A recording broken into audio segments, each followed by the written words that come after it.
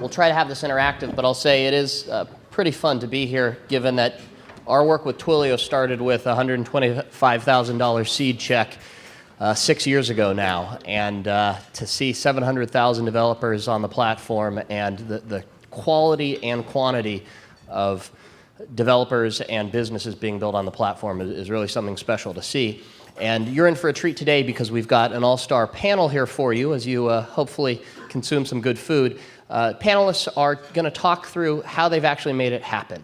A lot of the questions that come up is you attend an event, you get inspired, or you see something online that gets you fired up and you want to go out and make it happen, you want to build. You see an obvious pain point that you can solve, whether it's a net new business idea or it's something within your current company or product set that could be game-changing, and yet you struggle with how do I make it happen. And so we've got some real-world doers up here that have done it in a variety of circumstances, from raw startup to big corporate context, and we're going to hear firsthand how they made it happen. So I'm going to ask them each to introduce themselves. I ask for a name, company, and then a very tactical description of a project that you did. And we'll come back around a couple of times, so don't feel that you're missing the big picture, the big vision, but just make it tangible for the audience of what was a problem you solved, ideally with some Twilio tie-in, but not necessarily, and give us a sense for what you overcame, and then we'll come back around and get to the how do you do it, how do you make the case, those sorts of things. So we'll start with you, Nick. Hey guys, my name's Nick Gorton. I work at the automotive research website Edmunds.com. I joined Edmunds.com as part of an acquisition that happened last year. We built a lead generation business built on the Twilio stack, so we heart Twilio quite a bit, and that's a little bit about me. I'm Dave Guarino. I'm an engineer at Code for America, which is a nonprofit, uses technology to help government work better. Recently, and if you saw my talk, you know about this, we have basically duct taped, using Twilio, a text messaging interface on top of an IVR system to serve clients in the social safety net in the food stamp program. And started with very little, and now we're up in about 6 to 8 states. Is this mic live? Yes, awesome. I'm Adam Goldstein. I work for Zappos Labs, and the project that probably makes the most sense is Ask Zappos. It's a concierge shopping service that we offered. It allows you to tag photos on social media, email them, web stuff, but most interestingly, you can text in photos of things you're looking for. And we have a team of people in our customer loyalty team that will hunt down that product and find it for you, even if it's something that Zappos doesn't sell. So. I'm JB Brown. I support mobile and personalization technology at Nordstrom. Prior to that, I started and supported the Nordstrom Innovation Lab. The project that probably you heard about yesterday was with Twilio is we just launched yesterday the ability to text to buy with any of your salespeople, so it's a one-on-one communication between a customer and salesperson. And if they're looking for something, or if the salesperson finds something that is new and they think that the customers might like it, they'll text the customer, and then the customer can just type the word "buy" and a short code, and it will arrive at their door in a couple days, free shipping. Excellent. So let's walk down the ideation to creation journey. And let's start at the high end of this. Within your environment, so let's start, JB, with the Nordstrom case, where ideation comes in a lot of forms and fashions, obviously including fashion and physical product. How do you drive product ideation in a technical sense, both within the lab environment and then more broadly? And if you can talk personally, but also how do you foster that in a corporate culture? I'd say, well, so during the lab's journey, we learned a lot and tried a lot of things that didn't work in order to get to where we were. The ideation process that we are settled on is a combination of design thinking and lean startup. So we try and start with the customer and figure out a problem that they're having, and then match that problem, if solved, up to how it would benefit the company, and then determine if then we could make it feasible. So we do this, maybe some of you have seen it, it's the IDEO three-part men. So does the customer want it, so desirable? Is it feasible, meaning can you build it? And then is it viable, so is it good for business? And if you try to find that intersection of those three things, which you always start with, at least we do, always start with something the customer is having a problem with. And I would I would encourage you to go and hang out with your customers and see them with sort of a child's eye and see what they're doing, and look for the places where what they say and what they do don't match, because that inconsistency is something that probably other people aren't picking up on, and that's actually something that's very telling about where you can help out and what you can do for them, because they're probably, what they're saying is what they want to do, and what they do is what they're forced to do. And if you can make those things match, then you've got something that they'll pay attention to. All right, I'm going to jump to you, Dave, in the most challenging of environments, which is the political world of American IT. And then we're going to go to the startup context, since I suspect we've got a lot of developers here who are thinking about a net new business. But let's start at the very high end. How in the heck do you innovate in Code for America? Yes. Is this working? Okay. Government is probably the biggest enterprise that exists, so take the Fortune 500 and then explode it out. It is a significant challenge, and a lot of what we've found is one of the biggest theories of change that works really well is just showing the people at the top the actual on-the-ground experience at the bottom. Because the truth is that in government, and I think this applies to a lot of large organizations more generally, folks who are very high up in management, they get a report to a report to a report that tells them what's going on, like you can do X via our website, but they don't know the experience. And just getting them to walk through the experience, one of the things that we do is just like, okay, applying for food stamps. We know it's really hard. We work with the clients who are doing it and struggling with it, but get the director of the program to actually do that and experience the pain. And all of a sudden, the case is a lot less abstract. And you also have a lot fewer challenges posed to you because they get it at a sort of visceral level that this is not a great experience. Excellent. And we're going to keep somewhat of this dichotomy going on the panel to have two worlds, because I think the audience generally falls into two big buckets, corporate innovation and startup innovation. And so we'll swing it around to our other two panelists, talk about the ideation phase from an entrepreneurial perspective on a net new company. Maybe we'll start with the what became Edmunds, but was a tiny little startup before that. Talk through how you came up with the idea, how you eliminated ideas, how you thought through what would work, and even pivoted in some cases. So echoing on the other two themes here, this idea of either going through the process yourself or forcing the people that are most senior in the company to view it. I'm a big fan of Steve Blank, so I like the idea of leaving the building. And so I was spending a tremendous amount of time visiting car dealerships and car dealership websites, since that's the vertical that we serve. And you could see the dealers doing things like they were looking for a solution in this area. And I think that it's really useful from a pattern standpoint if you can find some sort of a hack that the customer is already trying to do to solve the problem. And so we would see people say, hey, you can text us at this number, and then I would get a text back and I could see that it was blue, so it was an iMessage. And I would say, like, clearly there's no way for me to opt out of this. It must not be going into your CRM system. I would see things like text us at this number, but it was an image, so you'd click on it and then nothing would happen. And so I think that idea of going out and really spending time with the people who have this problem, particularly if you see them trying to solve a problem on their own, it's typically not in the most elegant fashion. So that is where we looked for opportunity. Great. Please, in the Zappos sense? So we follow a very similar process to Nordstrom. One thing we get to cut out as a lab oftentimes, which is awesome, is the viable piece, because we're more looking at what's interesting and what solves a customer need, not necessarily does it make economic sense, although eventually it probably should. Like manually responding to MMS messages is not something in the Paul Graham sense of do things that don't scale. That will never scale. Even though we work with some image recognition partners, like soft goods is a very ripe space for innovation. I think one of the things that's really important when you're starting with that customer-centered problem is to make sure that you're still solving it for them as you're doing it, and not how you would want to solve the problem that you've now identified for them. And that's really hard for most people to empathize with and see, because your own bias is probably the most powerful thing that you have. So just to make sure that you're really iteratively building and forcing yourself to iteratively build and talk to the customer along the way, and not just at the beginning when you identify the problem and then when you think you have a good solution.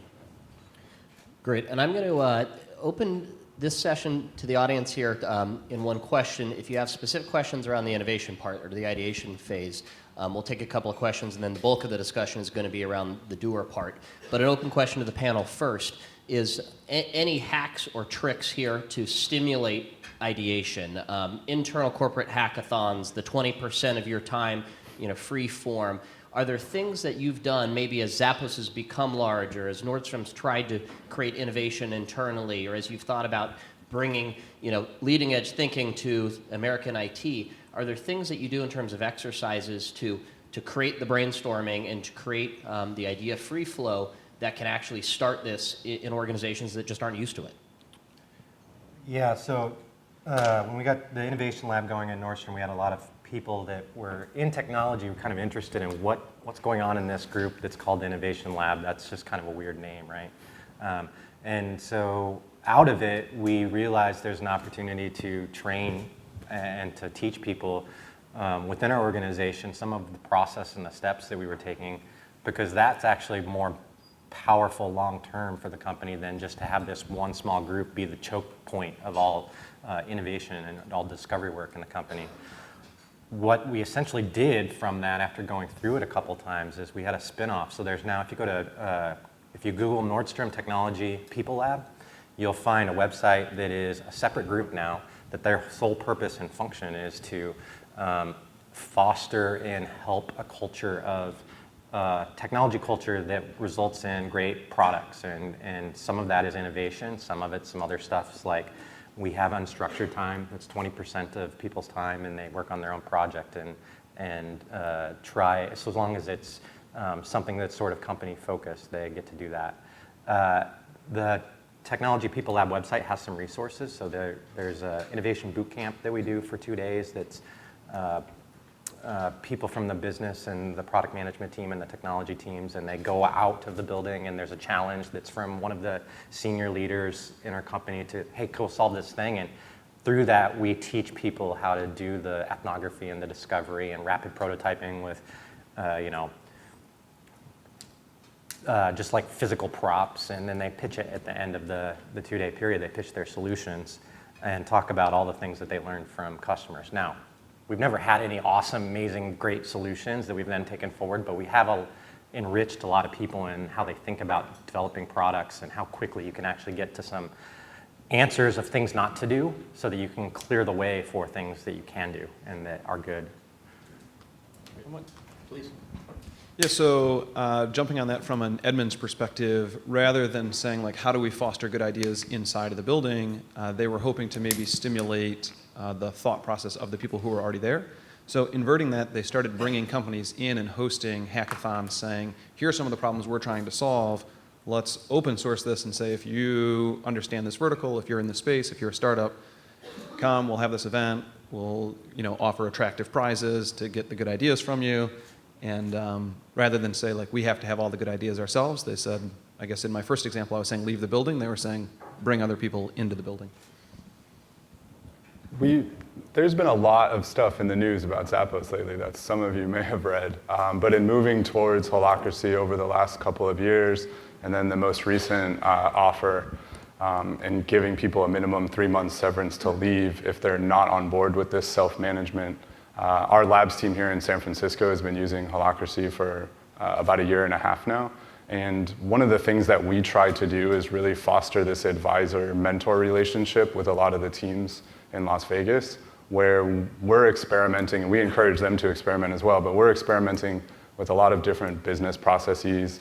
We use a little bit of the IDEO stuff, but we've been leaning more towards a modified Google design sprint that we've kind of smushed down to 3 days just so it's more feasible. But then we take whatever learnings, good or bad, we have and present and share with all of the teams in Vegas so that they can start trying to do these same things and then continue that sharing. And something we get for free with this self-organization, which has been really exciting, since we don't have these rigid teams anymore, as one person learns something that's really neat, they take that to their next project or another project or circle that they're in right now and share it with everyone. So it kind of has this viral effect of just naturally, organically spawning throughout the organization. And that's been really, really exciting to watch. Dave, anything to add? Yeah, I think the only thing I'd say is that one thing that's been really effective for us is essentially customer service, but in our context it's a little different. It's helping people who normally have very one-off interactions with individual units, like front desk, telephone system, eligibility worker who's going to do your interview, like all these one-off things, following them through their whole process and helping them, and just helping them and seeing what parts of the help you give, actually understanding technology, you could automate yourself away with. I think that has been really powerful, and I think it works equally well internally. For example, we focus a lot on applying for benefits and following an application inside the system. If you understand every part of how it's processed, but you have the eyes of someone who knows what's possible with stuff like Twilio or just commodity web technology these days, you say, oh, that is a space where we could just do an intervention right now. I mean, that's a Google form. That's a lot of what we do is like, oh, it's a Google form, really. And I think that following and helping and then automating away your help is a really good way to get a sense of where the actual customer pain is, as opposed to where you think it might be speculatively. One thing I would throw in real quick just to build on that. So something that we're famous for at Zappos is every employee has to spend at least 10 hours working on the phones every year. It's traditionally during the holiday season. And that serves two giant purposes. One is no matter what your role is, you get to talk to the customer and hear what they love about your company and what's hard for them. So working in product, that's awesome for me because instead of needing to organize research sessions, like they're coming to me without me having to do anything. And then for people in technology and throughout the organization, you're also getting to go through that workflow and use the same tools that our customer loyalty team members are using, so you can see where there's a lot of opportunities and you're like, why do you have to click these 15 buttons to get to this step? We should just know that this is what you're trying to do and pre-fill all of these fields for you.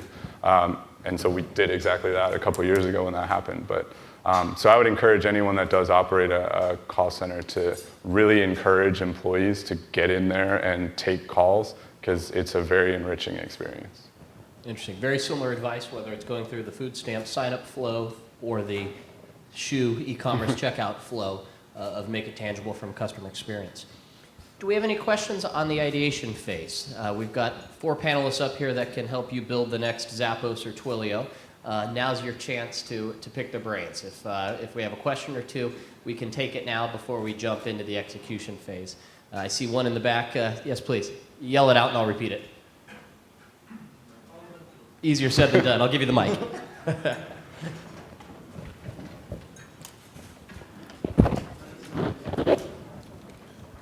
By the way, I like the Nordstrom idea about really, not solving the problem, understanding a problem, and then not solving the problem by my own fashion. So my question is, what is the key difference between problem solving and innovation? To give a context, when I was a kid, I used to solve algebra problems, but there was problems every day. I think God created this whole platform for Earth, and He innovated us, but we created problems, and we solve problems. So the question is, what is before the ideation phase, or to solve the ideation phase, to do anything, what do you think is one key difference between problem solving and innovation? I think at their core, they're similar, or the same. I think the differentiation is that our innovation to us is discovery work that makes an idea feasible, viable, and desirable, sorry. So if you think that, then essentially what you're doing is you're starting out with an idea that's not. You're starting out with something that is not one of those things. You're starting out with a bad idea. And so it's not viable at the beginning. That's a really good sign that you're going to be working on something that might be innovative. If you start out with your idea and it's all 3, that's just a product. That is not innovative. That's just something that is a good thing to do, but I wouldn't call it innovative. Innovation is when you take something that's not a good idea and you discover something that all of a sudden now everybody believes, oh yeah, of course, that's amazing. When you change people's minds and you change the consensus feeling about something being good or bad, that's innovation, and that's what makes a product innovative. So if you think about, so back when, what was the Napster? So I would say Napster wasn't innovative because it wasn't viable. It was not legal. Now, innovation happened when Apple came along and got the record labels, the companies, to buy into this thing, and that whatever they did to do that, that's the innovative thing that made that thing good for the long term. Does that answer your question? Yep. A round of applause. Okay, yeah, absolutely. One more question before we jump into the next chunk here. Anyone want to add to the answer? I mean, interestingly, you chose that example. I actually have a slightly different perspective, but it's sort of that sometimes you need someone, sometimes it's the same entity, sometimes it's different entities. Someone needs to break through and establish that there's a demand for something, even if they're not the long-term viable actor. Right. So Napster showed that if people could get music on demand on the internet, like, there's a market for that. Now, granted, that price point was low, basically free at the price of the expected cost over the long run and spread across the population of going to jail. But they did that and paved the way for an actor who actually could create a business model. Right. Spotify, I mean, now basically is doing what Napster was, but they have a business model backstopping it. So I feel like the discovery of user demand can be a separate function from the establishment of viability. Totally, yeah, I completely agree. You're going to have failures to get to the successes, right? So. Yeah, I'll just say from a venture capitalist perspective, it's a spectrum as well, which is you've got things that are clearly illegal, even though they're viable, like online gambling. You could open a site, you'd get a lot of business, but you would be put out of business. There's the gray area of innovate on the line of counter to current dynamics. It's funny you mentioned Napster. Think of YouTube. They started off, they blew up with Saturday Night Live videos. They didn't have copyright rights, but they had a rational plan to get buy-in and work down that journey. You could look at Uber today and say a lot of what they're doing is disruptive to practices, and in some cases, counter to union regulations or otherwise, or airport pickup codes or those things. But they have a plan to resolve it. A lot of times, as entrepreneurs or as investors, that disruption is where fundamental innovation can occur, and so it is a spectrum. Do we have another question for our panelists on this point before we dive into the how do you actually make it happen? Okay, let's switch gears then. And Nick, we're going to start with you. For the entrepreneurs in the room that have a net new idea and want to start a business, how the heck do you do that? What does day one look like? Do you quit your job and jump in? Do you keep your job and do it moonlighting? Do you go to a rich uncle and beg for money? How do you go from great concept to just step one of making it happen? And then I'm going to ask the others the same question in a corporate structure, which in some cases is even harder because you've got a bureaucracy to appeal to and budget to commandeer. Dive in with both feet. No, I'm not sure that's always the best path of advice for people. I can only speak to my own experience, and that was really focusing on this idea of an MVP. And I thought the workshop this morning was pretty interesting that Eric put on, if only by saying, can you strip it down, can you strip it down, can you strip it down? And so the product that we eventually sold to Edmunds is very different than what we started with, but I very distinctly remember using scissors and cutting out an item and then using a glue stick to put it on the back of a shoebox, and then I was in my car and trying to sell this to people what I had made with kids supplies. And so starting with something very, very basic to establish that demand and be willing to put yourself out there in that way. I think that's really the starting point, just to figure out, is there anything behind this idea? And I think that really helps you as an entrepreneur to decide, this is an itch I got to scratch, and I'm going to take this next action, whether that's raise the funds or quit your job or take the money out of your savings. But at least investigate that. And it's fairly easy if you take that lean approach of what can I do to start testing this, to not have to take this extreme of saying, I can't work on this idea because I have a job and I have a mortgage, and so this is a real challenge for me. I think it's removing those excuses and saying, can you take 1 day off of work? Could you take 2 days off of work? Can you try something? Could you buy just a few dollars worth of ads through Google and see if anybody bothers to click on them? There's a lot of small things that you can do to get started. So I think that first step is get started and then start that feedback loop right away. Awesome advice. Edmunds and Zappos and Nordstrom context, where you actually have to persuade others, not just yourself, that it's a good idea. What advice do you have? I actually don't have this problem in the lab. And it is more like a startup, what do we want to do? When we built Ask Zappos, and I'm like, hey, we're going to need You still have scarce resources, though. we have Prioritization may be a very, challenge. very scarce resources, and it's less even around prioritizing as much as getting people excited about what you're doing so that they will choose to work with you. And that applies in the startup world and any world. Like, I could have unlimited budget and say I want to build this, and if no engineers will come and work in my circle, I can hack through it. My background is technology. But at the end of the day, like, that's not going to get something done. And so it's really about creating that compelling why and the problem we're solving, why we're solving it, how we're going to solve it, and make it so that no one can say no to you. And the budget piece is easy. Hey, just to double click, how do they do that, though? Can you make it really tangible? Is it literally trying to do, wireframes, trying to do, physical mock-ups? How do you persuade internal resources that they should be working with you? I go on long walks with them and buy them coffee, but that's good advice. Quite seriously. What are the tips here? But it really is about getting that buy-in and having those strong personal relationships. So for me, because my background is technology and product, I usually try to get a visual designer actually on early, which is not the leanest approach, but in a corporate environment especially, having something that looks more polished than it is actually goes a very long way.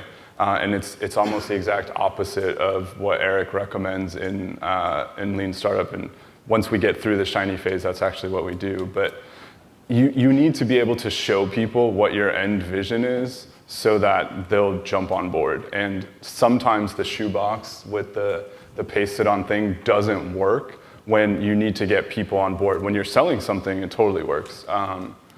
On the complete flip side, I would just say for the entrepreneurs, like, just do it. I know that sounds so stupid, the dive in with 2 feet. Like, my wife's a massage therapist, and we just got sick of working with other people. And so we opened a business last year. And like, there's no reason it took us 6 years to do it other than we didn't do it. And now we need to hire people because we're too busy. Like, so just really make that leap and go. Yeah, if you're internal and you have scarce resources, you're trying to get something done against rational decisions on how to invest that money, and your thing is going to be viewed as not rational since it's innovative, right? It's this contrary thing that's different than the past, and your company is successful from all the things it did in the past. So you're a heretic, essentially. Like, you're preaching something that nobody thinks is a good idea, and you've got to continue to preach it, and you've got to get people to believe it. So more than, I think, in the technology proving it space, what's worked for us is I think people don't value storytelling through video as much as they should.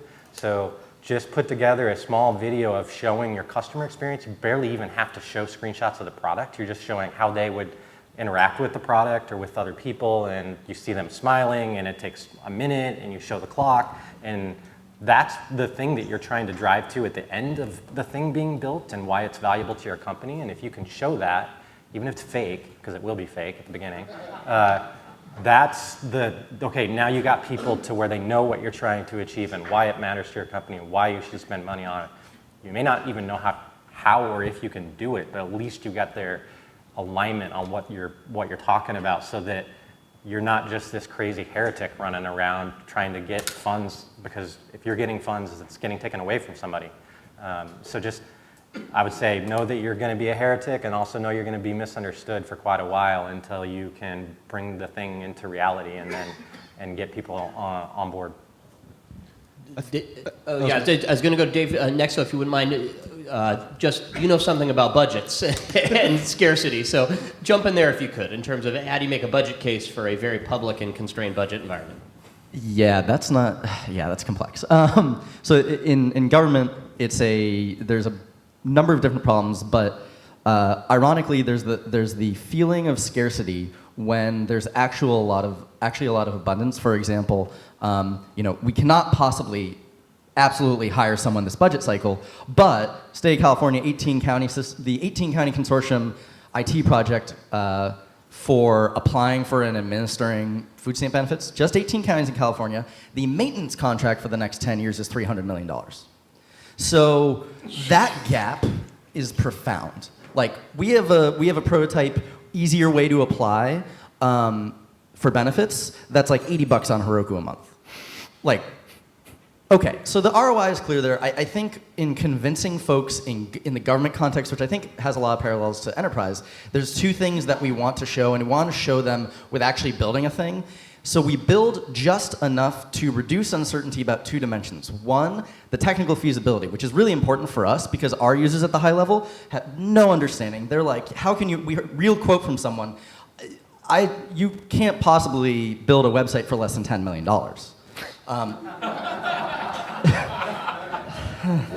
So yeah, so one, reducing the uncertainty that yes, this is technologically possible. One thing we did with our simplified application, we brought it to the office, had the director of the program fill it out on his phone, which is not possible in the legacy system, and he got a fax with the PDF form application. Not gonna be the long-term solution, but showed like this is possible, you can get a valid application this way. The other thing is having real users, real data, that like, yes, people want this, yes, people can use this, and they're happier with it. That change, like real users and data around them, I think speaks more than any abstract case. And that's one of the things we try to do. We kind of do the thing on a very, very small scale first.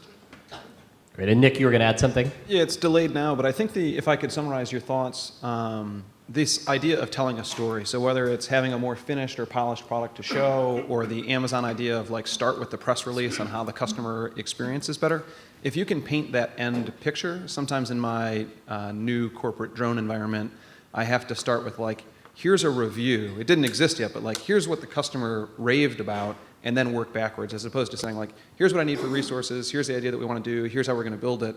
It's start with that end customer experience, because that vision or idea of telling a story is much more powerful, I think, than like these individual steps along the way. Great. And in your case, or GroupMe, a number of these businesses that were net new companies started on the Twilio platform that sold for very nice outcomes and hopefully made their founders millionaires in the process. Success there is a little more obvious, but in the corporate context, it's a softer set of things that drives value that ultimately leads to the doer getting promoted or getting the raise or the bonus or something. That's what success should be for successful innovation within a corporate context. Can you define what that business case looks like? What is a return on a project that will stand out? What's the scale? What's the time frame?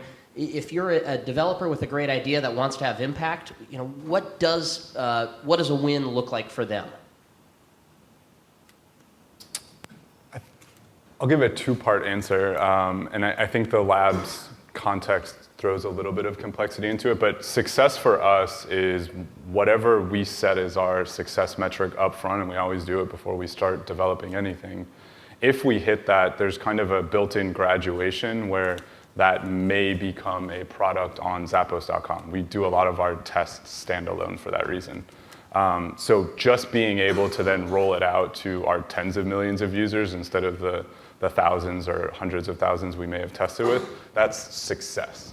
And that's our only goal as a team, is to share our learnings and to potentially graduate projects to Vegas. Now, on the developer side, like something that Tony always says is there's actually very little that people can do from a feature enhancement standpoint at Zappos. Like once you're making billions of dollars a year, an amazing feature would generate $1 million, $10 million. That means almost nothing to the bottom line. And so it's really just about, for us, building something that wows our customers, and that's the biggest metric for us, is what is customer adoption? What are people saying? What kind of earned media are we getting because of these new features? And that's the most important thing to us. Being said, if someone came up with a $100 million idea, that would not go unnoticed. Anything to add in the Nordstrom context? How do you define success? I think for the individuals, what we try and do is make sure that they get more opportunities to speak their mind and try again. Just showing that continued trust and trying to empower them. Now, you don't want to do empowerment where it's, okay, you guys go ahead, you can do anything you want. Well, we're not going to say no, because that's just chaos. That's not empowerment. You didn't provide any direction on where to go, like what you're trying to achieve. So it's empowerment with an aligned focus of what we're trying to do as a company, our strategic goals, how we view our customers and how we get feedback from our customers. And then what I've noticed is if you're transparent with that information, they'll feel personally rewarded by knowing what their impact was to that stuff without you having to point it out. It's not something that you have to go and hand over of like have a meeting and here you praise them and tell them about all this stuff that's just happening in the world, and they can see it on Twitter and Facebook and everything else that the App Store reviews, whatever is your sort of feedback mechanism. And then you do get into those professional growth situations where if someone has this routine of coming up with these good ideas, they're going to get promoted. It's not something that has to be forced. It just happens. It's a part of the process of growth of the individual and the company wanting some good people in the right roles. Great. We're going to talk about challenges next, and surprising challenges, ideally, that you may have revealed in the context of trying to drive innovation, and advice for overcoming them that may be applicable to the audience more generally. And so, not to put you on the spot, but to put you on the spot, Nick, maybe you could start, and you had a full company pivot, which maybe you could characterize the challenge. I'm sure a lot of smaller ones along the way, but what would you highlight in terms of a roadblock that's generalizable, and then advice for what to do about it? Yeah, I think if I look at the startup context specifically, there was a moment in our company that was particularly challenging. Just to give a quick background, we make this SMS solution that allows people to initiate a sales conversation via text message. So we had invested a little bit of time, energy, money in making this pivot, and as we were getting ready to go to the event that Edmunds was hosting, we read a press release that they had partnered with another company that made a text solution. So you can imagine, like, that makes you want to crawl into a hole and like give up or go get a job. But we went anyways, and so if strictly speaking from an entrepreneurial perspective, that ability to get up every day and fight through some of those challenges, I think is extraordinarily important. Not to be discouraged, to keep going. I would highlight that as the number one skill that you need to have is like this unbelievably thick skin, or just be very dense. Others? I would say for us, it's knowing when to stop and kill a project versus when to persevere. I mean, Seth Godin's book, The Dip, I actually really enjoy. And it is very difficult to know when is the right time to keep pushing and get through that difficult hurdle, or to just say, you know what, we're not pursuing the right thing, we need to pivot, or we need to just stop and do something else completely. And that's probably the thing that we spend the most time trying to optimize as a team. I think that's a really good one. That's for us too. We try and make sure we do everything for the customer, and we'll keep trying and trying and trying, and it's kind of part of our heritage to make it work. And so that seeps across our culture and into technology, and we do the same thing at times where it's like, no, it's the right thing. We're going to keep doing it. We're going to get it. It's really, the next thing is going to make it possible. And so calling it early was something that we had to learn. Essentially, is to know how to quit stuff. I'd also say like one of the hardest things that I faced was trying to convince people that they don't have all of the answers when they're very successful as a business person or a career, and like they are in a position for a darn good reason, and they are good at their job, but then trying to tell them that they don't actually know the answer to the thing that you're talking about because they haven't done the customer ethnography or they haven't went to the floor. That's a really hard thing to sell to someone that's your superior and writes the check, right, to you and your family. And so you have to figure out ways to do that appropriate to your culture and to your relationship with those people, and try and introduce these concepts and that thinking in small bits until you get to a point where, okay, now you've created a little bit of your room for yourself to operate in the way that you want to. It's not something that everybody understands right away, and if you go too far, you'll lose them and then won't be able to get them back. Yeah, I would say, related to both of these, recognizing your own cognitive biases, and the fact that, one thing we talk about on our team a lot is it's very easy for us. We're all smart, analytically oriented folks. It's very easy for us to come up with an analytic narrative that makes sense to us and then get bought into it. And then we start working on MVP, and then we get a little data that doesn't confirm that. I'm like, well, maybe it's just biased because my story was really good in explaining what the user wanted there. And just being able to be humble and say, no, you need data and especially user feedback and user behavior to guide all your decisions. And just because you had an idea and you've been making 2 weeks of decisions based on that idea does not make it right. And stepping back from that and always being like, nope, data trumps an analytic story every time. I think an important thing with doing that is to not go back unless you absolutely have to and change what your KPIs were. And that's something that I've seen forever, where you're like, oh, I'm not getting confirmation here. Maybe I'm looking at the wrong data, which sometimes you are, and then you go back and rerun your entire test. But to go back and historically look at data and find something that supports what you want that answer to be, very dangerous and very possible. Excellent advice. I'm going to turn it over to the group for questions in just a minute, but one last general question for the panel before that. What resources do you draw on? People, blogs, events, where do you go for intellectual simulation, innovation, thoughts, et cetera, that may be relevant for the audience? Are there, pages that you hit every morning? Are there, feeds you follow? Are there kind of must consume podcasts or conferences where you say, it's just awesome for me as a thinker to pull it in, and I recommend it to others? Start down the line. Fred Wilson, avc.com is an absolutely fantastic blog, and I'm sure a lot of you guys spend time on Venture Hacks if you're in the startup space, but just another great resource that I strongly recommend. It's the most practical and straightforward advice there is out there. I'm just going to call out one in particular because it's influenced our team and just my thinking a lot. There is a guy named Andrew Clay Schaefer, one of the co-founders of Puppet Labs, a DevOps company that really kind of, along with Chef, brought DevOps from an abstract concept to really a thing.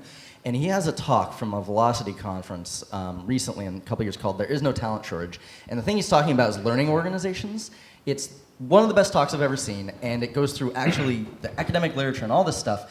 And the shtick he's giving, which I think is real, and I see it time and time again, is that in the same way that folks will say, if you're not building a software business, you're going to be losing to one. His claim is that if you're not building a learning organization, you're going to be losing to one. And he talks about what the characteristics of a learning organization are, how people as individuals learn, how teams learn, and what environment actually fosters that. And I am very persuaded and increasingly realizing that that's going to be, alongside software, the next thing that is going to determine, among two shops that have the robots behind them, who's going to win. I don't know that I have a great answer. I read everything that gets pushed to me, and then I stop as soon as it's not valuable, but I just don't shy away from starting something, which I think is great advice, because you never know when you're going to get that moment of inspiration and put those kind of two things that don't go together and have that aha moment. A blog that I do love is Wait But Why. Totally off the board topics, but I think worth reading. I'm with you. I don't have that one great source. I think my source is actually my network of people that I have ended up, let's say, editing over my life to be the right people that just seem to always be on the leading edge of things and know about it, and then we end up in conversation at places like this or coffee and lunch, that kind of stuff. I was at Andrew's presentation. That I agree with you. That was amazing. It was super awesome. I also agree with the learning culture thing. It's something that I believe is based in lean and continuous improvement. And so if you've studied lean and you haven't gotten to the improvement kata part, Toyota Kata, which is a book that came out a couple of years ago, I suggest you go back to it and read Toyota Kata, because it's actually something that's more about how you treat individuals and how you grow people than it is about measuring the elimination of waste and all of that stuff. Because that measuring of elimination of waste was the result of how you treat somebody and give them the view and support of improving, and how you measure all of that to your one company goal. So that's been really core to me and how I lead and how I think about problems. Excellent. We've got them cornered for 5 more minutes. So 2 questions can probably be fielded from the audience. We'll start with this gentleman here in the middle, please. Thank you. Great panel. So I have a quick question. It's change can be, a lot of people resist change. I mean, it's just human nature, I think. And what I like to call is FUD, fear, uncertainty, and doubt, right? So that I think when you're trying to transform anything doesn't matter. I think change is always resisted for whatever reason, right? There's all kinds of reasons why people resist. So, and then this mentality of why fix something that's not broken, right? So I don't know, have you seen experiences such that, or how would you actually, what would you advise to overcome such challenges to be able to, explain or articulate or even persuade people that the change is a good thing, and how do you do it? Because it yanks people from their comfort zones, right? So I have a friend who described this as, if you're trying to create change, you're basically becoming the cancer inside of the body, and all of the antibodies are going to come out at you right away and try and get rid of you. And your job at first is just to find an immune layer that will allow you to coexist. You're not trying to impact anything. You just want to coexist at first and determine what that immune layer is that allows both things to operate well together and symbiotic. And then eventually, you can gain the ability to coexist and work with each other. And then hopefully, this is where the analogy goes really bad. Hopefully the cancer gets bigger, right? And then becomes this thing that is now sort of needed and necessary and valuable. Does that make sense? I think Any other response to that question? I would just say a simple answer on that would be transparency. Like, the more open you are with what you're doing and why, and willing to listen and change your plan based on what you are hearing, change is never easy. And if anyone wants to talk about change, I will gladly talk about what we've been going through. But that doesn't mean that it's wrong. It's just not easy. Right. Great. I had another question right here, please. Hey, you mentioned going to the car dealers and seeing that real experience and face-to-face, and I find that when you have those true face-to-face interactions, seeing the customer experiencing the problem, asking them the questions, being able to observe those things that you wouldn't get over a phone call or email, that's when you really find those true discoveries of, you're saying this, but I physically see you doing something else. How, as you grow, how are you able to still go around to a car dealership in Ohio today and see what those problems are that you could be solving, but now maybe you're not because you're focused on that first problem you're trying to solve, and now some other entrepreneur innovator in Ohio is seeing that and solving that, and they could be your competition tomorrow. So what are good strategies for continuing to get real good face-to-face interactions with those customers so you make sure that you're continuing to innovate, the next thing beyond what you're working on today? I had seen this talk by the guys that started SliceHost, and they were saying one of the great things about being a small company is there's this really great feedback loop because you do all of the jobs. So if you answer the customer support in the morning and then at night you're hacking together the solution, based on the emails you fielded in the morning, you know what you need to be working on in the evening. And I think that really drives to the same idea that maybe Zappos was talking about, of saying, like, you have to spend time on the phone so that you can experience what this is. So as I move further and further away from that front line, I continue to get copied on many of the customer support requests, just to keep my finger on the pulse of what are the things that are really not what do I think would be a great feature, but what is the thing that is making this user nuts or want to cancel. So paying attention to those metrics, I think, make a huge difference. So you can't physically be there, but listen to them typically through the support organization. A speaker at the other track yesterday, who was builder of ngrok, had a really good take on this, which was make it as easy for the users you're serving at the small scale, make it as easy as possible for them to bug you with stuff, but then focus on the things they're bugging you about, like, really hard, such that you're minimizing the number of people who are actually bugging you. And if you're just doing that firefight, like, you can absolutely contact me anyway, but also try to automate down your workload. I think that it creates a natural kind of flow. Again, that's not necessarily scalable, but that's why you probably want to be somewhere before scale to do that. But Great. We've got time for one more question. We'll take it from the front here, please. Great panel. I'd like to follow up with the panelists. My name is Val Babajov. I'm a software engineer for 37 years and built WhatsApp type application called Web Messenger, We sold the company 2.5 times. Now I went to the dark side. I'm early stage investor. So my question is for the VC, for Byron, okay? And the question is simple. In your world, in your way of thinking, I mean, first of all, we're guests of Twilio, amazing company. And thank you very much for this event. But in your way of thinking, where you put transactions, WhatsApp, billions of dollars, and Snapchat comparing to what Twilio is building, how you keep them in your mind together, okay? What's common, what's different? Absolutely. So, okay, I will answer the question since you shot me directly. I'm going to ask our panelists to give any closing thoughts in a minute, so we'll end with that. Telephony is one of the largest categories known to man. If you go down the IT spend chart, I'm a big fan of cloud communications, everything that's happening in the hardware, software services disruption. If you think of communications as a segment, it's several multiples larger than the entire cloud industry combined. It is a dinosaur industry. It just shocks me how little innovation has happened there. And I absolutely believe that we will see many WhatsApp-type businesses created on the Twilio platform that are billions of dollars in their own right, and that can be the leaders of the next great waves of innovation and pillars that are standalone, public, dominant industry companies. As a result, I certainly am bullish on Twilio, which would be no surprise, but we're doing more and more together, and I encourage you to attend Jeff's closing keynote this afternoon. I'll just give you a little teaser that there's going to be something very much in this spirit which shows our enthusiasm for the ecosystem and what we see happening around the pace of development. 700,000 developers can't be wrong, and the quality and quantity of net new products we see coming out of this ecosystem are just awesome.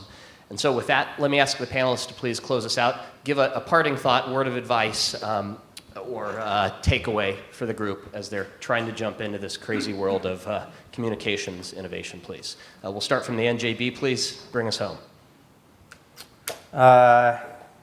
Don't delay, I guess. Do what you know needs to be done as well as you can right now. Don't wait until you think you can do it perfectly or better. Or just you probably have an idea. You probably have part of a way to go, a way to get there. Just start, and then you're going to realize some other paths as soon as you get started, because we all learn. Can't predict the future.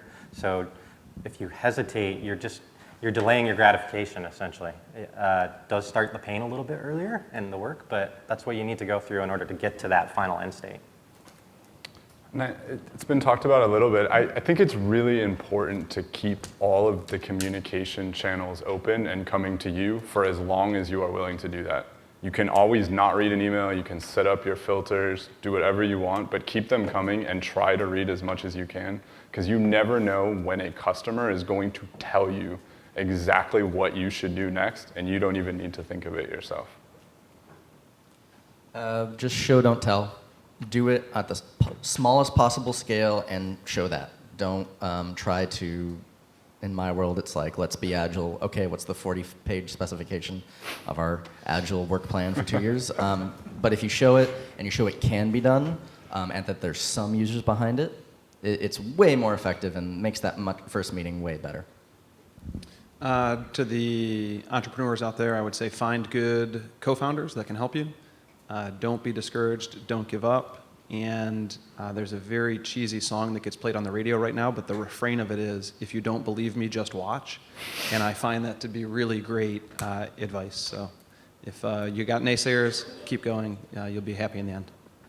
Excellent. Well, as Twilio would say, we can't wait to see what you're going to build next. Round of applause, please, for our panelists.